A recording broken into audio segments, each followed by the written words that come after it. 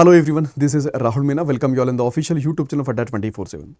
दोस्तों, आप में से काफ़ी सारे बच्चे इस बात के लिए परेशान हो रहे थे कि सर मुझे एग्जाम में क्वांट को किस तरह से अटेम्प्ट करना चाहिए। देखिए, वैसे तो हमने कई बार आपको बता रखा है पहले भी कि आपको किस तरह से अटेम्प्ट करना चाहिए। उसके लिए आप लोग मॉक टेस्ट पर आई थिंक काम कर भी रहे होंगे, है ना।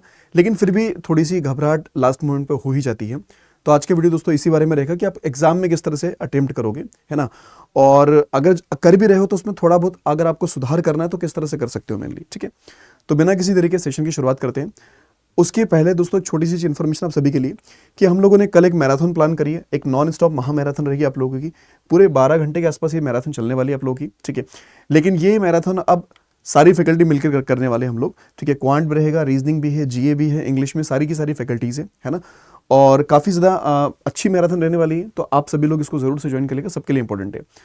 अब दोस्तों इसके बाद में फिर क्या होता है कि इतनी सारी हमने मैराथन्स कंडक्ट करी, क्लासेस कंडक्ट करी है, आप लोग एग्जामिनेशन देकर आओगे तो उसके बाद में एक एग्जाम एनालिसिस भी जरूरी होता है, ठीक है। आखिरकार आपका एग्जामिनेशन कैसा रहा, तो आप ही लोग दोस्तों हमें बताओगे कि इस प्लेटफॉर्म का पढ़ा हुआ आपको कितने काम आया, ठीक है। आपने आपके एग्जामिनेशन किस तरह से रहा है, ठीक है। तो उसके एनालिसिस के लिए आपको हमारे साथ जरूर से जुड़ना होगा, ठीक है। और आपका जो एनालिसिस रहेगा उससे आने वाले जो बच्चे रहेंगे, मतलब अपकमिंग ईयर्स में जो एग्जामिनेशन देने वाले रहेंगे, उनके लिए भी वो एनालिसिस काफ़ी ज़्यादा महत्वपूर्ण होता है एक तरह से। तो सबको एनालिसिस प्रॉपरली देना है, जुड़ना जरूर है इस सेशन के अंदर, ठीक है। चलिए, सो मुद्दे पर आते हैं दोस्तों कि यार अटेम्प्ट किस तरह से करना है। तो देखिए, एक चीज़ तो आप हमेशा ध्यान रखो कि अगर आप लोग थोड़ा सा ओवरऑल कट ऑफ को भूल चुके हो तो उस पर थोड़ी नज़र डालिएगा।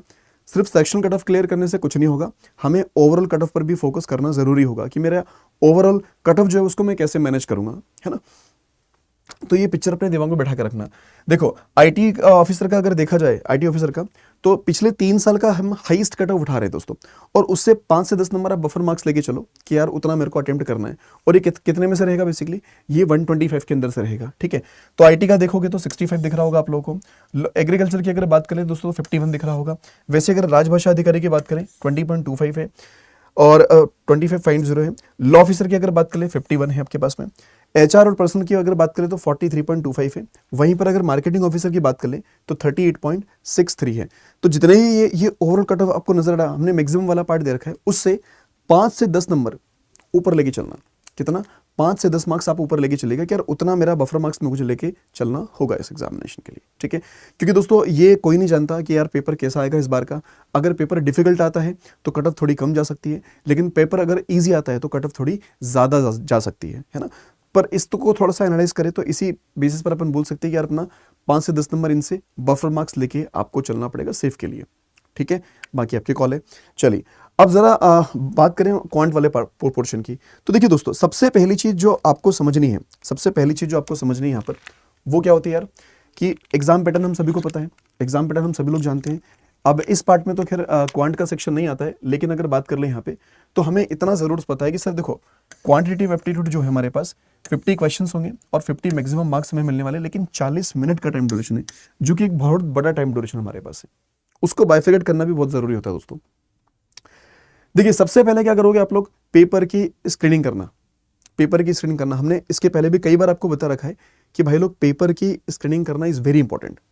40 मिनट का टाइम ड्यूरेशन है। अगर आपको 1 मिनट, 2 मिनट या फिर खूब से खूब 3 मिनट अगर लग रहे हैं उस पेपर की स्क्रीनिंग करने में, तो लगाइए। आपको एटलीस्ट ये पता होना चाहिए कि कहां पर कौन सा क्वेश्चन है, किस टाइप के क्वेश्चंस आए हुए हैं इस पूरे पार्ट के अंदर, क्योंकि पूरा का पूरा 40 मिनट आपको उसी सेक्शन को देना है। आप कहीं भाग नहीं सकते, है ना। और अगर उस सेक्शन को अटेम्प्ट कर रहे हो और पता चले कि हर बार आपको क्लिक करने पर एक नया सरप्राइज मिल रहा है, आपने अगला क्वेश्चन क्लिक किया, एक नया सरप्राइज मिल गया, तो घबरा जाओगे फिर आप लोग, ठीक है। होता ना कि अनजान चीज अगर हमारे सामने आती है तो थोड़ा सा समझने में टाइम लगता है, लेकिन अगर जाने पहचाने कोई चीज आती है तो हाँ ठीक है, आई कैन टेकल इट। तो इसलिए क्या करना है, पूरे पेपर की स्क्रीनिंग जरूर से कर लेनी है आप लोगों को। पूरे 50 के 50 क्वेश्चन एक बार देख लो कि भाई कहाँ कहाँ पर क्या क्या चीजें हैं, है ना। अपने को पता होना चाहिए कि सिंप्लीफिकेशन कहाँ है, अप्रोक्सीमेशन कहाँ है, क्वाड्रेटिक इक्वेशन के क्वेश्चंस कहाँ है, मिसिंग सीरीज है कि रॉन्ग सीरीज है, वो कहाँ पर है अपने पास। और उनको देखने के बाद आपको क्या करना है पता है, मार्क फॉर रिव्यू कर लेना। देखो, एक तो ये क्वेश्चंस होते हैं जो आपने विजिट नहीं किए, एक वो जिनके आपने आंसर नहीं किए, एक वो होते हैं जिनके आपने आंसर कर दिए हैं। कुछ एक ऑप्शन बनता है इस तरह का कि you have not answer the question but have mark the question for review. आपने उसको रिव्यू के लिए मार्क कर दिया। तो उसको मार्क फॉर रिव्यू करने का मतलब क्या हो गया कि जब अपन क्वेश्चन सॉल्व कर रहे होंगे तो आपको डायरेक्ट पता रहेगा कि यार यहाँ पर सिंप्लीफिकेशन है, यहाँ मेरा अप्रोक्सीमेशन था, यहाँ डीआई था। उनके पहले क्वेश्चन को सिंप्लीफिकेशन या फिर अप्रोक्सीमेशन के 5 क्वेश्चन होंगे, पहले क्वेश्चन को मार्क फॉर रिव्यू कर लिया, अब आपको पता है कि यार ये वाले पोर्शन में ना अप्रोक्सीमेशन है, ये वाले पोर्शन में ना नंबर सीरीज है, यहाँ ना डीआई है, ये वाली डीआई है, इतनी वाली डीआई है। तो सबसे पहले स्क्रीनिंग कर लेनी है, पूरे पेपर को देख लेना है कि कहाँ कहाँ पर कौन कौन सी चीज़ें आपको दी हुई है। पहली बात क्लियर है। चलिए अब दोस्तों उसके अलावा फिर एक डिसीजन आपको लेना पड़ता है कि यार मुझे ना एक छोटा सा गोल्डन रूल होता है दोस्तों हर एक मॉक टेस्ट का। वो क्या होता है कि don't start with the lengthy questions. Lengthy questions मतलब बड़े क्वेश्चंस को देखकर मतलब शुरू नहीं करना उससे, नहीं तो पूरा टाइम खा जाएगा वो आपका। एक पेपर के अंदर ना कई सारे ट्रैप्स होते हैं बेसिकली, जो बच्चों को फंसाने के लिए लगाए जाते हैं। अगर उन ट्रैप के अंदर फंस गए आप लोग तो फिर हो गया काम, है ना। तो लेंदी क्वेश्चन से शुरुआत नहीं करनी। कहाँ से शुरू करें सर फिर? मैंने भाई आपने पूरा पेपर स्क्रीनिंग कर लिया, देख लिया, अब उसके अंदर से ना जो इजी पोर्शन है, अपने ईगो पर मत लो, हमें एग्जाम क्रैक करना है तो इजी वाले पार्ट से पिकअप करो। तो इजी में सबसे पहले क्या आएगा? तो मेरे भाई इजी में तुम सिंप्लीफिकेशन देखो, अप्रॉक्सीमेशन देखो, इनमें से कोई तो रहेगा। मिसिंग मतलब नंबर सीरीज देखो, या तो मिसिंग होगी या फिर रॉन्ग होगी, उसमें से कुछ बन रहा है कि नहीं बन रहा है। फिर क्वाड्रेटिक इक्वेशन देखो, ठीक है। मतलब खुद से को 5 से 7 मिनट के आसपास का टाइम इनको देना है ना। 5 से 7 मिनट का टाइम ड्यूरेशन देना है इनको। खुद से को 5 से 8 मिनट लगा सकते हो, ज़्यादा टाइम नहीं देना है। किसी भी नंबर सीरीज में बहुत ज़्यादा फंसना नहीं है। अगर नहीं बन रही तो छोड़ दो, स्किप करो, अगली पर आ जाओ। अगली नहीं बन रही उसको छोड़ दो, अगली पर आ जाओ, ठीक है। अब ऐसा नहीं कि 5 में से 5 नहीं बने, फिर तो प्रिपरेशन नहीं करी होगी।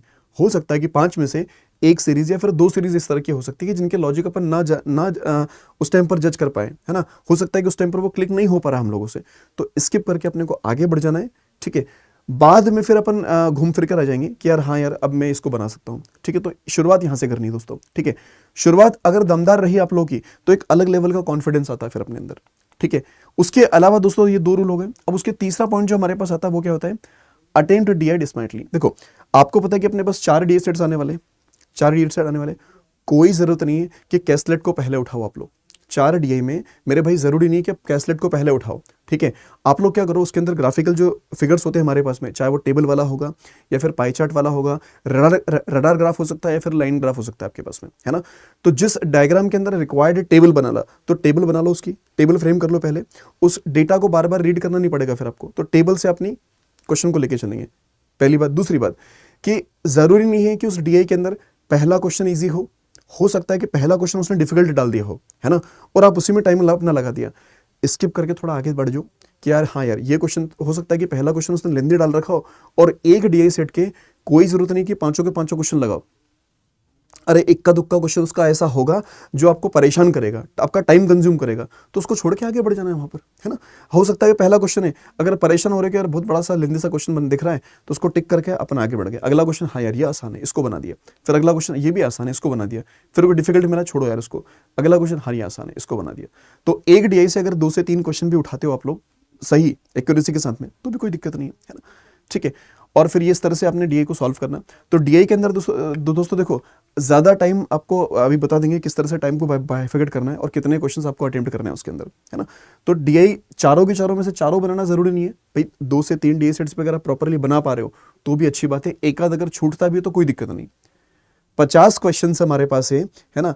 अपना अटेम्प्ट जो है अपना 25 से 35-30 की रेंज का रखना है बस। 25 से 35-30 की 30-35 की रेंज का रखना है। अगर रख सकते हो तो अपने को क्वेश्चन छोड़ने भी तो है, बहुत सारे क्वेश्चन छोड़ने अपने को, है ना। 4 में से हो सकता है कि एक पूरी की पूरी अपन डीआई छोड़ दें, है ना, बाकी डीआई पर अपन काम कर ले, है ना।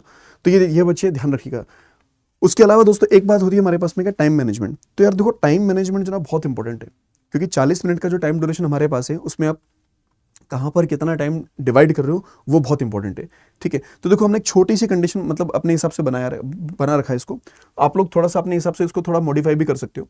जैसे स्टार्टिंग में जैसे हमने अटेम्प्ट किया तो सिंप्लीफिकेशन, अप्रोक्सीमेशन या फिर इनमें से कुछ ना कुछ तो आएगा, 10 नंबर का तो रहेगा अपने पास। तो मैंने क्या कर रखा है कि यार मैं इसको टाइम इतना दे दूं सर में, है ना। मतलब कुछ बच्चे ऐसे हैं कि सर आपने तो बोला 5 से 8 मिनट देना है मेरे को, सब खत्म कर दो। भाई जिनकी मतलब कंडीशन है खत्म करने की, खत्म कर सकते हैं, है ना, जल्दी खत्म कर सकते हैं। जिनको नहीं दिख रहा है, थोड़ी दिक्कत आ रही है, तो मेरे भाई अगर आप लोग ना करते करते अगर इतना मिनट भी अगर लगा रहे हो, मतलब 10 से 12 मिनट भी अगर लगा रहे हो उसके अंदर, मतलब इन 10 क्वेश्चन में अगर आपको 10 से 12 मिनट लग रहे हैं तो लगा दो, कोई दिक्कत नहीं है ना। लेकिन अटेम्प्ट को थोड़ा सा ध्यान रखना कि अपने को 25 से 30 के अटेम्प्ट, 25 से 35 की रेंज में अपने को खेलना है, 25 से 35 की रेंज में खेलना है ना, ठीक है। उसके अलावा दोस्तों जैसे अगर डेटा इंटरप्रिटेशन की अगर बात कर ले तो डेटा इंटरप्रिटेशन में कम से कम 10 से 15 मिनट के आसपास का टाइम ड्यूरेशन आप डिवाइड कर सकते हो। 10 से 15 मिनट तो कम से कम देना उसको, है ना। ये एकदम मिनिमम वाला पार्ट कर रहे हैं, एकदम मिनिमम वाला, ठीक है, कि जो जो बोलते हैं ना कि कम से कम मेरे अटेम्प्ट सर उतने चले जाए, कम से कम मैं कितना करूँ, कम से कम कितना कर दूँ, तो मेरे पे कम से कम की कंडीशन ये बन सकती है। इस तरह से टाइम को थोड़ा सा बाइफिकेट कर देना बेसिकली, है ना। उसके बाद जिनकी मतलब इससे अच्छी कंडीशन है तो वो तो और भी टाइम डिवोट करके और चीज़ें सॉल्व कर सकते हैं मेनली, है ना। तो अगर 10 से 13 मिनट के आसपास, 14-15 मिनट के आसपास अगर आपसे 2 DI सेट भी अगर सॉल्व हो रहे हैं तो बहुत अच्छी बात है। उसके अलावा दोस्तों अगर अर्थमेटिक वाले पोर्शन के ऊपर देखा जाए तो अर्थमेटिक में कम से कम 12 से 15 नंबर क्या कर दोगे, 12 से 15 नंबर। तो 12 से 15 नंबर 15 मिनट का जो टाइम ड्यूरेशन है वो आप अर्थमेटिक को डिवोट कर सकते हैं, है ना। लेकिन उसमें भी ध्यान रखना है कि मुझे सिंपल वाले अर्थमेटिक वाले पार्ट से पहले शुरू करना है, लेंदी वालों को नहीं उठाना है ना। जब हम स्क्रीनिंग करेंगे तो उस टाइम पर समझ में आ जाएगा। अगर आपको परसेंटेज के, रेशो के, पार्टनरशिप के इनके क्वेश्चंस मिल रहे हैं उनको पिकअप करो।